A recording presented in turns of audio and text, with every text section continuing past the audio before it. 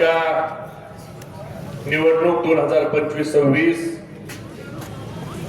राष्ट्रवादी काँग्रेस पक्ष शरदचंद्रजी पवार पक्षाचे प्रभाग क्रमांक 9 चे अधिकृत उमेदवार आपल्या सर्वांचे लाडके राजासाहेब मनियार, रुखसाना हाशिम खान पठाण, धनलक्ष्मी रामलिंग पाटील, अमर राजकुमार यादव या सर्वांचं चिन्ह तुतारी वाजवणारा माणूस ह्या सर्वांच्या प्रचाराच्या सभेला उपस्थित माजी मंत्री आदरणीय विनायकराव पाटील साहेब, युवकचे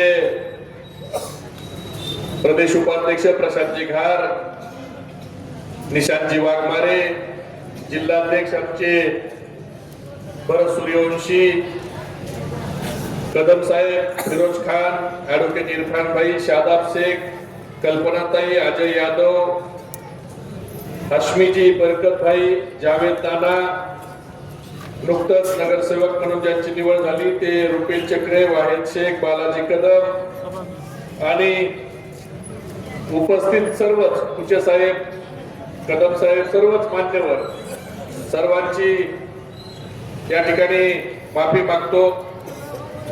खर तर लातूरची निवडणूक आहे।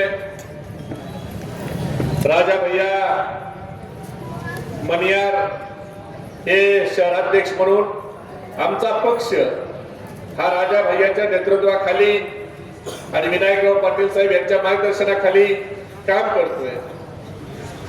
मगापासून मी भाषण ऐकत होतो आणि राजा भैयांनी सांगितलं की मागच्या वेळेला मी एक नगरसेवक असून तुमच्या सोबत इमानदारीने राहिलो। काँग्रेसचे नेते म्हणतायत की आम्ही बी टीम आहे असं म्हणले ना आपल्याला। खरं तर मला काँग्रेसच्या नेत्यांना एवढंच सांगायचं आहे,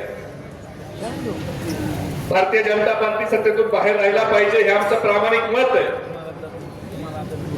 पण भाजपाची भीती दाखवून तुम्ही जर आम्हाला एकदम आमचा हक्क मारणार असाल तर हे योग्य नाही। लातूर मध्ये तुम्ही आमचा मोठा भाऊ आहे आणि मोठ्या भावानी मोठा हिस्सा घ्यावा काही हरकत नाही, पण बारक्या भावाला काही तो मोठा भाऊ द्यायची दानं दाखवत नाही, तो भाऊ भावाचं खाणारा म्हणून ओळखला जातो गावाकडे। बरोबर आहे ना? जो नाही झाला भावाचा तो काय होईल गावाचा, अशी म्हण आहे गावाकडे। अरे आम्ही तुमच्याकडे किती जागा मागितल्या, 10, 6, 7 द्या असं आमचं मत होतं।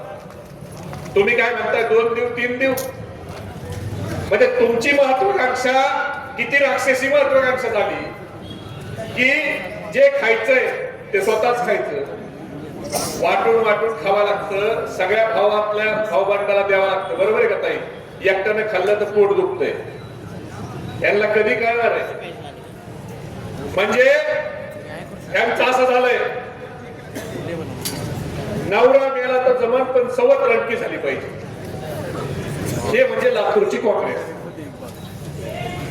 म्हणजे भाजप निवडून येईल त्याचं काही नाही, पण आपल्या मित्र पक्षाला सन्मान देण्याची जागा द्यायची नाही आणि वरून आम्हाला बी टीम मानता। अरे आम्ही बी टीम असतो, निस्ता राजा भैयांनी मनाचा राजापणा दाखवला नसता तर साहेब तुम्ही आज माजी आमदार झाले असते का नसते? आणि किती दिवस भाजपाची भीती दाखवून तुम्ही आमची मतं घेणार? भाजप रोखायचा ठेका फक्त आम्हीच घेतलाय का? म्हणजे तुम्ही आम्हाला भाजपची भीती दाखवायची आणि सगळं तुमच्या ताटात वरायचं। अरे ते 4 जे तुम्ही आमचे पक्षातले लोक तिकडे घेऊन उभा केले ते जर तुतारीवर उभा केले असं तर काय फरक पडला असता? म्हणजे भाजप वाढली का तुम्हाला चालती, पण राष्ट्रवादी काँग्रेस पक्ष शरद पवार साहेबांचा वाढलेला तुम्हाला चालत नाही। ही तुमची कोणती नीती आहे? विलासराव देशमुख साहेबांचा ही पद्धत नव्हती। विलासराव देशमुख साहेबांचा मनाचा मोठेपणा होता, मोठ्या मनाचा नेता होता, पण तुम्ही ते मोठेपण दाखवा। इकडे पार आपलं काँग्रेसचं सगळं दिल्ली पासून गल्लीपर्यंत सत्यानाश व्हायचा वेळ आला। तुम्ही सगळ्याला सोबत घेत नाही, ही पद्धत बरोबर नाही. जर तुम्ही 6-7 जागा जर आम्हाला देऊ शकत नसेल, अरे आमच्या राजा भैयांनी आज 17 उभा केल्या. जर त्यांना पाडायचं नसतं तुम्हाला तर 70 उभा करायला देखील वेळ लागला नसता. एक भाजपचीच बी टीम आली ना घड्याळावाली, अजितदादाची राष्ट्रवादी, ते पण म्हणत आम्ही सेक्युलर पार्टी आहे, धर्मनिरपेक्ष पार्टी आहे, आम्ही शाहू फुले आंबेडकरांच्या विचाराला मानणारी पार्टी आहे. आता अजितदादाच्या पार्टीचं तर असं झालंय साहेब, अजितदादाच्या पार्टीचं मकरंद स्मृतीचा पिक्चर बघितला का तुम्ही? गल्लीत गोंधळ दिल्लीत मुजरा, तसं ही अजितदादाची पार्टी आहे. लातूरच्या गल्लीत गोंधळ घालायचा आणि दिल्लीत मोदी शहाचे पाय चाटायचे, तिकडे मुजरा करायचा आणि इकडे येऊन सांगायचं आम्ही धर्मनिरपेक्ष. दादा, तुम्ही जर धर्मनिरपेक्ष असता तर मला 2 गोष्टीचे तुम्ही उत्तर द्या. जो तुमच्या पक्षाचा आमदार संग्राम जगताप आमच्या नबीबद्दल बोलतो, आमच्या आया बहिणीबद्दल बोलतो, आमच्या मुस्लिम समाजाच्या बद्दल द्वेष निर्माण करायचं काम करतो, तुम्ही जर धर्मनिरपेक्ष असते ना दादा, पहिल्या दिवशी त्याच्या पेकडात लाथ घालून त्याला पक्षाच्या बाहेर हाकलला असता. का नाही हाकलला? ह्या संग्राम जगतापने 10 वर्ष पवार साहेबांच्या नेतृत्वाखाली काम केलं. एक शब्द कधी मुस्लिम समाजाबद्दल बोलायची हिंमत झाली नाही, कारण त्याला माहित होतं या पक्षाचे अध्यक्ष पवार साहेब. चुकीचा शब्द गेला तर आपल्याला पक्षाच्या बाहेर जावं लागेल. तुम्ही जर धर्मनिरपेक्ष होता दादा, तर 6 महिन्यापूर्वी वक्फ बिलचं जे विधेयक आणलं, त्या विधेयकाला तुमचा एक खासदार आहे, त्या खासदाराचं नाव सुनील तटकरे. ते सुनील तटकरेंनी वक्फ बिलाच्या विरोधात का मतदान केलं नाही? तुम्ही जर सेक्युलर असता तुम्ही वक्फ बिलाच्या विरोधात मतदान केलं असतं. तुम्ही सेक्युलर नाही म्हणून तुमच्या प्रांताध्यक्षांनी नरेंद्र मोदीच्या बाजूने मतदान केलं आणि पवार साहेबांचे 8 खासदार आहेत, त्या 8च्या 8 खासदारांना वक्फ बिलाच्या विरोधात मतदान केलं. हे काँग्रेसनी पण ऐकावं, आम्हाला बी टीम म्हणणारांनी. तुमच्या पक्षाच्या पेक्षा सुप्रियाताई ह्या वक्फ बिलावर चांगलं बोलल्या. मग दादा, तुमचं असं कसं चालेल? गल्लीत आलं की तुम्ही म्हणता भाजप सोबत हम आपके है कोण, आणि मुंबईला गेलं देवेंद्र फडणवीसांच्या गळ्यात गळा घालताना म्हणता हम साथ साथ है. दिल्लीला गेलं की नरेंद्र मोदी अमित शहाकडे गेल्यावर म्हणता हम साथ साथ है. म्हणजे दिल्ली मुंबईत हम साथ साथ आणि लातूरच्या गल्लीत आल्यावर हम आपके है कोण. दादा, लोग इतने पागल नहीं रहे, लोगों को भी समझ में आता गंगाधर ही शक्तिमान है, तुम अलग नहीं है. अगर तुम सेकुलर हो तो भारतीय जनता पार्टी छोड़ के, खरे खरे 100% खरे, हो करू, विकासच करायला आलो. राव करा करू दे त्याला, ते आता काय ऐकायचं म्हणून येत नाही. आणि म्हणून आज अजितदादांचा पक्ष हा गल्लीत एक भूमिका घेतो, मुंबईत एक भूमिका घेतो, दिल्लीत एक भूमिका घेतो. आता हे लोक म्हणतील महबूब आया था, दिल्ली के बात करके गया, ये गली का इलेक्शन है, अपने को दिल्ली का क्या करने का है. मगर उनको बोलो, अगर दिल्ली में भारतीय जनता पार्टी की साफ सफाई करनी है तो उसकी शुरुआत लातूर के गली से करना पड़ेगी. आणि राजा भैया, विनायक पाटील साहेब, आता एक दुरुस्ती करू आपण. तुम्ही म्हणले की आपला पॅनल आला तर झेंडा कुणाचा आहे पण दांडा आपला, तसं नाही. आता 17 आणि 22 आपले जे, तर हे 22 पैकी 16-17 लोक हे आपले निवडून आले पाहिजेत आणि आपण ठरवू आता दांडा कुणाचा घ्यायचा, महापौर हा आपल्याशिवाय झाला नाही पाहिजे. आणि ज्यांनी आपल्याला 6-7 जागा दिल्यात ना, द्यायला नाही म्हणाले पाटील साहेब, तर ते उद्या येऊन म्हणले पाहिजे आमचा उपमहापौर करा, महापौर तुम्ही व्हा. आम्ही पण सेक्युलरच आहे ना. आमचा महापौर झाला तर काय फरक पडणार. त्यावेळेला जर राजा भैयांनी येशीत नवरदेव अडवला असता और म्हणले असते मेरे को महापौर नहीं तो उपमहापौर करो, तोच मैं तुम्हारे साथ रुकता, नहीं तो मैं जाता. केलं असतं का नसतं केलं. त्याची तुम्ही जाण ठेवली. महापालिकेत तुम्हाला बिनशर्त पाठिंबा दिला. तुमचा महापौर उपमहापौर करायला. विधानसभा लोकसभेत तुमचं काम केलं. तुम्ही जाणीव ठेवली. 7 जागा तुम्ही देऊ शकत नाही. अरे आम्ही कदापि भाजप सोबत जाणार नाही. राजा भैयाच्या नेतृत्वाखाली तुतारीचे नगरसेवक कदापि भाजप सोबत जाणार नाही. पण लातूरच्या जनतेला मला विनंती करायची आहे की ह्यांना जो घमंड आहे की लोक आमच्याशिवाय काहीच करत नाही, तर आता ह्या निवडणुकीत तुतारीचे एवढे नगरसेवक निवडून द्या की त्यांच्याकडे आम्हाला जाण्याऐवजी त्यांना आमच्याकडे यायची वेळ आणा की महापौर सेक्युलर विचाराचा करायचा असेल तर काय फरक पडतो. आता राजा भैया म्हणले की एक उमेदवार बँकवाला ब्याज वाले का चलता क्या अपने को. चाचा ब्याज का चलता क्या. हराम है क्या हलाल है ब्याज वाला. हा पैशाचा लय पाऊस पडणारे असं दिसतंय. बँकेवाले उभा राहिले, व्याज खाणारे उभा राहिले. जर पैशाचा पाऊस पडला तर कुणाला नाही म्हणू नका. लक्ष्मी आली तर घ्या, पण मत मात्र तुतारी वाजवणाऱ्या माणसालाच करा. कितीचा रेट कुठला लातूरला. कितना रेट कुठला लातूर में. 500,000 5,000. उसको करेक्ट आंकड़ा मालूम है. जाके आया क्या. कुछ नहीं प्रॉब्लम नहीं, लेके आओ.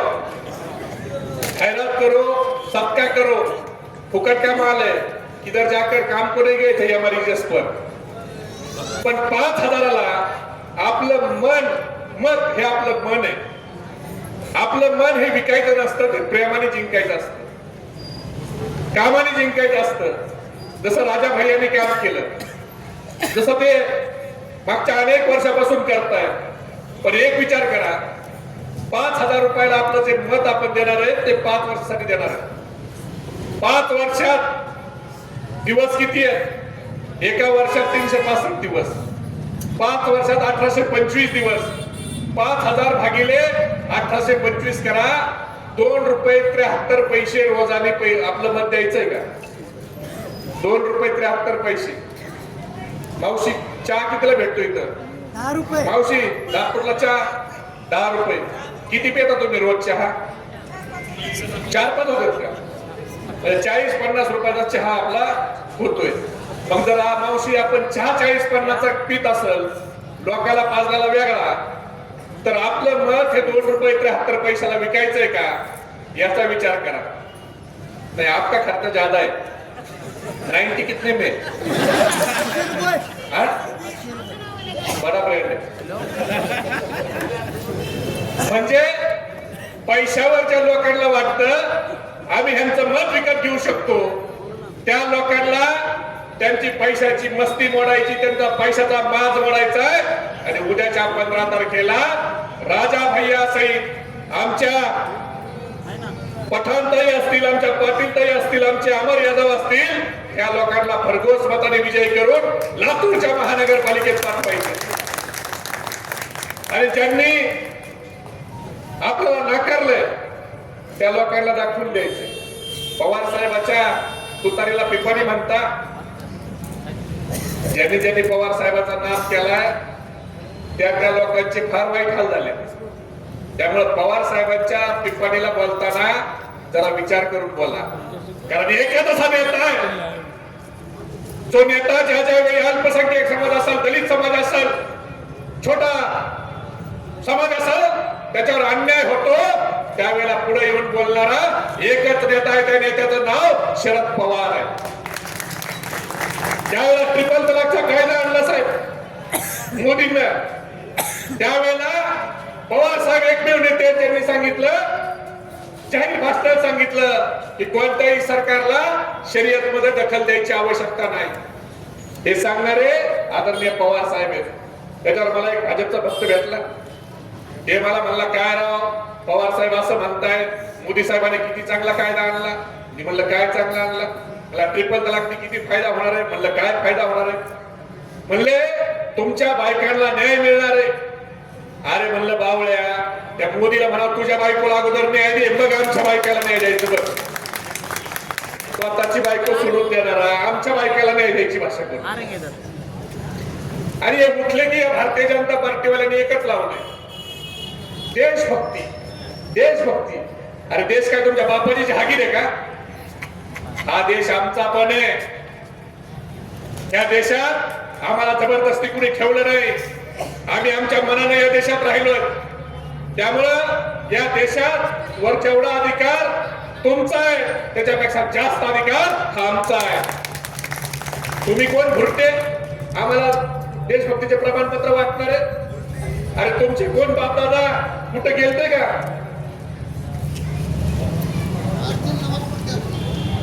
तुमचे कोण बापदादा तिकडे गेलते का स्वातंत्र्याच्या लढाईत होते. तुम्ही कोण आम्हाला सांगणार. अरे आम्ही मौलाना आझाद साहेबांच्या विचाराला मानणारे लोक आहेत. ज्या वेळेला मौलाना आझाद साहेब काँग्रेस पक्षाचे अध्यक्ष होते, विनायक पाटील साहेब, आणि इंग्रजांनी त्यांना सांगितलं की आझाद साहब हम हिंदुओं को अलग देश देते हैं और मुसलमानों को अलग देश देते हैं. त्यावेळेला मौलाना आझाद साहेबांनी सांगितलं कि कुतुब मीनार पर आकर कोई फरिश्ता ऐलान कर दे. कुतुब मीनार पर आकर कोई फरिश्ता ये ऐलान कर दे कि हिंदू मुस्लिम इत्तेहाद की कीमत पर अगर तुम्हें जनसुराज मिल जाए तो मुझे ऐसा जनसुराज नहीं चाहिए, क्योंकि जनसुराज न मिलने से सिर्फ हिंदुस्तान का नुकसान होगा, मगर हिंदू मुस्लिम इत्तेहाद अगर खतरे में आ गई तो पूरे इंसानियत का नुकसान होगा. हे सांगणारे मौलाना आझाद साहेब. आणि हिंदू मुस्लिमला लढवायचं काम जर कुणी सुरुवात केली असेल निशांत वाघमारे तर ती इंग्रजांनी केली. आणि आता त्याच इंग्रजाच्या अवलादी भारतीय जनता पार्टीच्या रूपानं ते काम पुढे घेऊन चालले. हे भाजपने नाही केलं, इंग्रजांनी केलं. आणि ज्यांनी इंग्रजाकडे नोकऱ्या केल्या ते लोक आज आम्हाला देशभक्ती शिकवतायत. इंग्रजाचं पेन्शन घेतणारे आम्हाला देशभक्ती शिकवतायत. अरे मगाशी तुम्ही काहीतरी म्हणले ना गॅरंटी. कुणी घेतली गॅरंटी लातूरच्या विकासाची. सीएम ने घेतली गॅरंटी. मला वाटलं मोदी साहेबांनी गॅरंटी घेतली, कारण मोदी साहेबांनी लई गॅरंटी घेतली. सारखे गॅरंटी घ्यायचे म्हणून मला एकदा आठवलं मोदी साहेबाच्या गॅरंटीवर. साहब की गारंटी और वादे अगर सच्चे होते तो साहब के घर भी बच्चे होते. काय खरंय साहेबाच्या गॅरंटीचं. जे घरच्याच्या गॅरंटीला उतरले नाही ते आपली काय गॅरंटी घेणार आहेत. मोदी साहेबांचं भाषण तुम्हाला 2014चं मोदी साहेबांचं भाषण इथं बसलेलं किती लोकांना आठवतोय कुणाला. काय म्हणले होते मोदी साहेब. क्या बोलने का जो बोला हमको मालूम है इस मोदी अच्छे दिन लाऊंगा. अच्छे दिन का है. अजून काय म्हणले होते.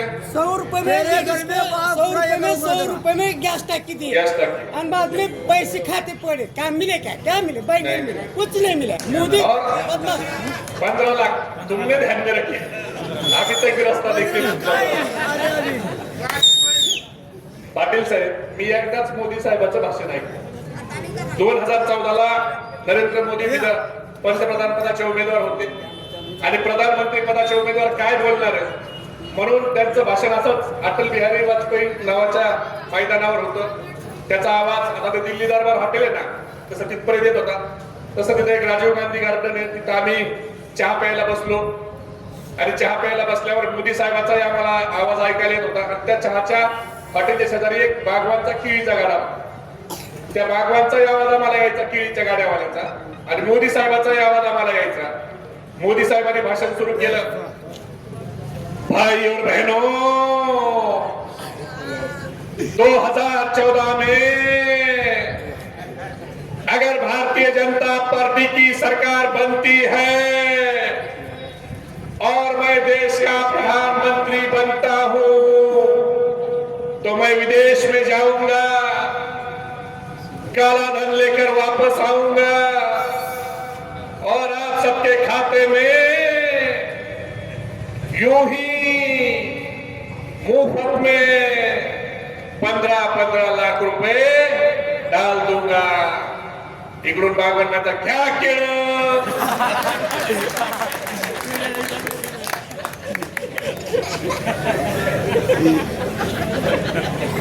ती 15 लाखाची घोषणा तुमच्याकडे लोकांना किती खरी वाटली मला माहित नाही, पण प्रशांत दुसऱ्या दिवशी एक पट्ट्या सकाळी सकाळी माझ्याकडे ऑफिसवर आला. मला म्हणला माझं लय ओके कार्यक्रम झालाय माहिती मुंबई. म्हणलं काय झालं? म्हणलं आयुष्यात आता मला काही काम करायची गरज राहिली नाही. म्हणलं काय भाऊ लॉटरी बिटरी लागली काय? लॉटरी लागायची काय गरज आहे? म्हणला आपल्या घरात 10 लोक आहेत, 15 लाख मिळले 10 1.5 कोटी. 25 लाखाचं घर बांधतो, 1.25 कोटी शिल्लक. एवढंच नाही, तुम्ही गुगलवर युट्यूबवर जाऊन सर्च करा.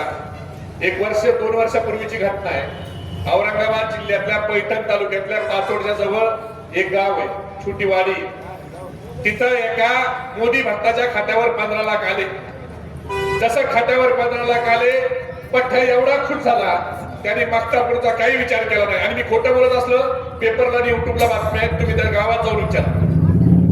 पठ्ठा एवढा खुश झाला त्यांनी डायरेक्ट पत्र काढलं आणि मोदी साहेबांना खरखर पत्र लिहिलं की धन्यवाद मोदी साहेब, माझ्या खात्यावर 15 लाख टाकले.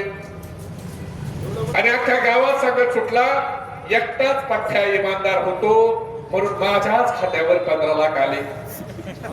बँकेतून पैसे काढले, घराचं बांधकाम सुरू केलं आणि नंतर बँकेचं एक प्रेमपत्र आलं 6 महिन्यांनी. आणि त्या प्रेमपत्रात बँकेने म्हटलं की तुमच्या खात्यावर जे 15 लाख रुपये आले ते ग्रामपंचायतच्या वित्त आयोगाचे पैसे, खाते नंबर चुकलाय, तुम्ही ते पैसे परत करा, नसता तुमच्यावर कायदेशीर कारवाई केली जाईल. आणि मग भक्ताचे डोळे उघडले आणि भक्तानं बँकेला पत्र लिहिलं की माझ्या खात्यावरचे आलेले 15 लाख रुपयाचं मी घर बांधलंय, आता माझ्याकडे द्यायला पैसे नाही, तुम्ही होम लोन करा, मी हप्त्यानं पैसे भरतो. आता विचार करा, भक्तानं बरं झालं घरच बांधलं, दुसरं काय केलं असतं तर. परत मोदी साहेबांनी भाषण सुरू केलं. मित्रों, 75 रुपए लीटर का पेट्रोल 35 रुपए लीटर में मिलना चाहिए क्या नहीं मिलना चाहिए? 450 रुपए का रसोई गैस बहन जी 150 रुपए में मिलना चाहिए क्या नहीं मिलना चाहिए? 54 रुपए लीटर का डीजल 30 रुपए लीटर में मिलना चाहिए क्या नहीं मिलना चाहिए? इकडून बागवानाचा घ्या केलं. मोदी साहेब म्हणायचे, अगर मैं देश का प्रधानमंत्री बनता हूं तो हर साल मेरे युवा भाइयों के लिए 2 करोड़ रोजगार दूंगा. इकडून बागवानाचा घ्या केलं. आता मला देवाची शपथ घेऊन सांगा, 11 वर्षानंतर तुम्हाला पण वाटतंय का नाही मोदी साहेबांनी आपल्याला दिले काय? तसं आता इथं मुख्यमंत्री आले काय आणि उपमुख्यमंत्री आले काय, ह्यांची गॅरंटी म्हणजे काय? काय? अरे तुम्हाला लातूर जर बनवायचं असतं तर तुमच्याकडे सरकार आज नाही ना, 11 वर्ष झाले ना. विलासराव देशमुख साहेब, निलंगेकर साहेब ह्यांनी जो काही काम केलं त्याच्यानंतर भारतीय जनता पार्टीवाल्यांनी एक काम सांगावं केलं. त्यांनी लातूरला बनवायला तुम्हाला कुणी रोखलं होतं? आणि नगरसेवक म्हणजे काय? नगर, नाली, गटर, रस्ता करून देणारा सेवक जनतेचा. आपल्याला काय हाँगकाँग बँकॉक नाही करायचं. आता राजा भैयांनी अल्पसंख्याकचं हॉस्टेल आणलं 4.5 कोटीचं, आडवा पाय घातला. खरं तर काँग्रेसचा हात पंजा तो पुढे ढकलायसाठी पाहिजे, पण इथला पंजा आडवा पण पडतोय, म्हणजे आडवा नाही चालायला पाहिजे. 4.5 कोटीचं जर अल्पसंख्याक समाजाचं हॉस्टेल झालं असतं तर काय फरक पडला असता? आज राजा भैया माणसातला माणूस आहे, आपल्या सुखदुःखात असणारा माणूस आहे, रोडवरचा आहे. कदाचित आमचे उमेदवार हे करोडपती नसतील पण ते रोडपती आहेत, ते मालदार नसतील पण सगळे दिलदार आहेत. त्यामुळं ह्या लोकांच्या पाठीशी आपण उभा राहा. आज जाती धर्मामध्ये तेढ निर्माण करण्याचा प्रयत्न भारतीय जनता पार्टी करते. आम्ही म्हणतो आमच्या नळाला पाणी येत नाही, भाजपवाले म्हणतात मस्जिदचा भोंगा काढा. आम्ही म्हणतो आमच्या नाली साफ होत नाही, स्वच्छता होत नाही. भाजपवाले म्हणतात मदरशावरचा हिरवा झेंडा काढून भगवा झेंडा लावा. आम्ही म्हणतो आमचा रोड मिळतोय गल्लीतला, भाजपवाले म्हणतात हिंदू खतरे में है. अरे म्हणजे प्रत्येक निवडणुकीत यांचा एकच नारा आहे. निवडणूक आली भाजपवाल्याचा विनायक पाटील साहेब काय बटेंगे तो कटेंगे. अरे भाजपवाल्यांनो कधीतरी म्हणा पडेंगे तो पडेंगे. तुमच्या तोंडाला काय लकवा मारणार आहे काय? म्हणजे प्रत्येक निवडणुकीत हिंदू मुस्लिम मंदिर मस्जिद जे लोक हे राजकारण करतात त्यांना मला एवढंच सांगायचंय कि ना मंदिर की बात हो ना मस्जिद की बात हो, ना मंदिर की बात हो ना मस्जिद की बात हो. युवा बेरोजगार है, पहले उसके निवालों की बात हो. मेरे नींद को दिक्कत न भजन से है न आदान से है. मेरे नींद को दिक्कत न भजन से है न आदान से है. मेरे नींद को दिक्कत मरते हुए जवान और खुदकुशी करते किसान से. आज याच्यावर तुमचं लक्ष नाही. मोदी साहेब काय म्हणले होते, ना खाऊंगा ना खाने दूंगा. आता काय परिस्थिती हो, काय सगळे भ्रष्टाचारी आज कुठे. 71,000 कोटीचा सिंचन घोटाळ्याचा आरोप भाजपवाल्यांनी कुणावर केला? कुणावर केला? विनायक पाटील साहेबांवर केला का राजा भाईवर केला? अजितदादा हा अजितदादावर. आज ते अजितदादा कुठे? आता तिथं खवलेले तिथं महाराष्ट्र सदन घोटाळ्यात 2.5 वर्ष कोण जेलमध्ये होतं? स्वतः जेलमध्ये झाला नाही एका दिवसामध्ये. कोण होतं? अजितदादा ते जेलमध्ये झाला. भुजबळ. आता कुठे भुजबळ साहेब? भुजबळदादा आणि बाई इक्बाल मिर्ची. इक्बाल मिर्ची कोण? विकिपीडियावर टाका तुम्ही. Right hand man Dawood Ibrahim असं येते. आता ते इक्बाल मिर्चीची जागा कुणी घेतली म्हणले? प्रफुल्ल पटेलांनी. ते प्रफुल्ल पटेल आता कुठे कुठे कुठे? अजितदादा सोबत. आदर्श घोटाळा कुणी केला? ते कुठे? म्हणजे ना खाऊंगा ना खाने दूंगा म्हणणारे त्यांनी आता असं वॉशिंग मशीन तयार केलंय. एक मला शाळेची कविता आठवली, वो निकले थे तवायफों के कोठे बंद करने. वो निकले थे तवायफों के कोठे बंद करने, सिक्कों की खनक सुनकर खुद ही मुजरा कर बैठे. अशी अवस्था आहे भारतीय जनता पार्टीची. सगळे भ्रष्टाचारी कुठे जात? भाजपमध्ये. आरोप करणारे हे, त्यांना सोबत घेणारे हे.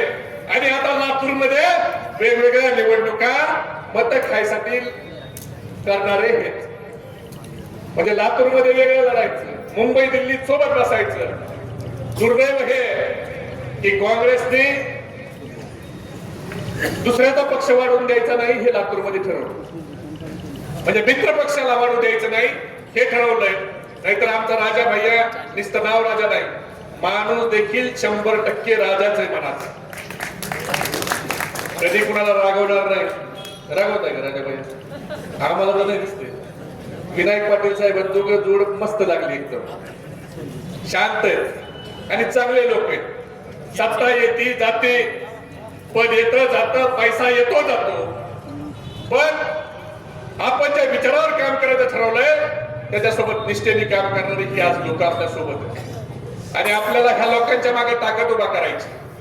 शेवटी भारतीय जनता पार्टीवाले यांना सगळ्यात जास्त विरोध, काँग्रेसपेक्षाही जास्त विरोध हे राष्ट्रवादी काँग्रेस पक्ष शरद पवारच करू शकतो.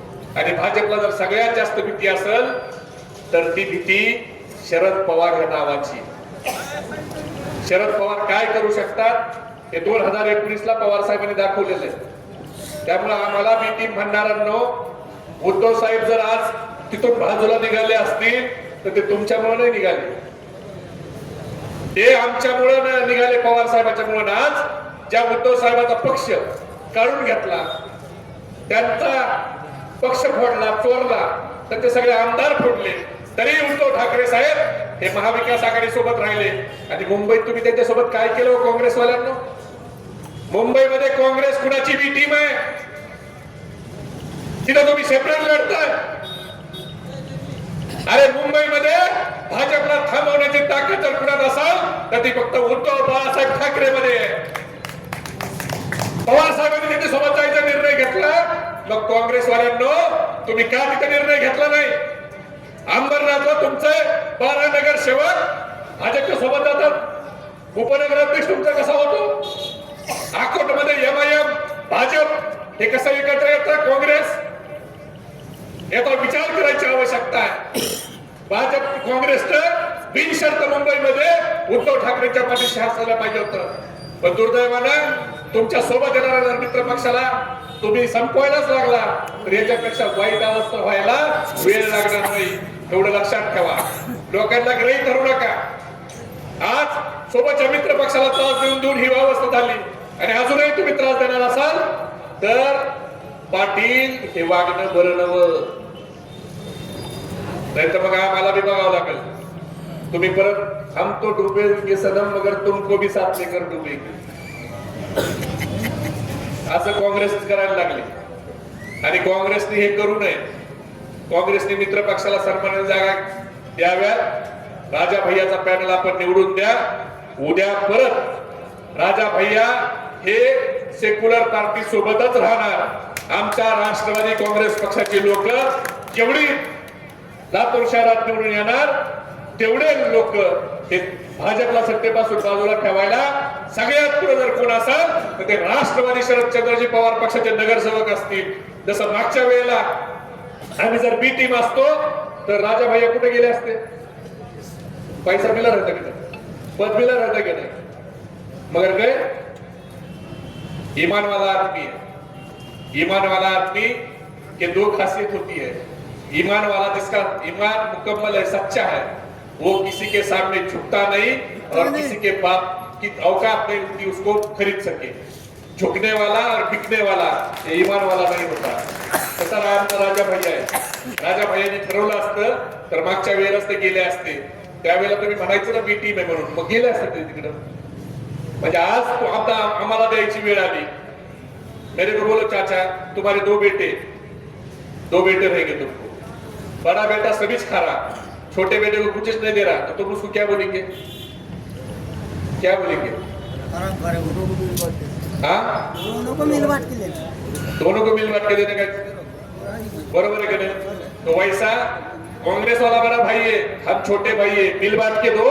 हमारे लोग 17 में के 17 जिताओ, बाकी के उनके जिताओ,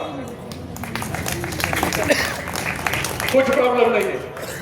जहां तुतारी नहीं उधर हमारे कुछ नहीं बोलेंगे, उधर पंचा दबाओ. मगर जहां तुतारी है वहां राजा भैया की, पवार साहब की, विनायक पाटिल साहब की तुतारी बजाओ. बजाएंगे क्या सब? इंशाल्लाह बजाएंगे क्या? वाजवणार का तुतारी? एवढा कमी आवाज आपल्याला इकडे दिलंगेला पाठवायचा आहे आणि इकडे बाबुळगावला पाठवायचा आहे की तुतारीची हवा आहे, त्यांच्याशिवाय महापौर होत नाही. वाजवणार का तुतारी?